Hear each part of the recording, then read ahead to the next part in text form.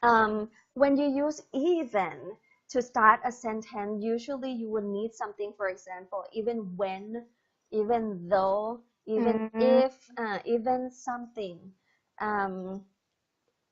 Even if I get, even though I get, even when I get, like that. But you can use the word even to emphasize something within a sentence, but not the first word. So, for example,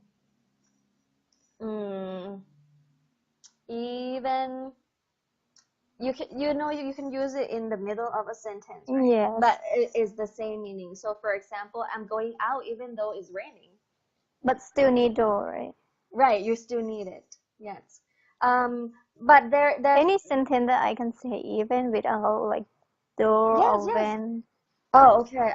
Like talking about home, so you can say, I like, for example, like, oh, right now I can't afford to buy a house, even an apartment, like, let alone, I can't afford to buy an apartment, let alone a house.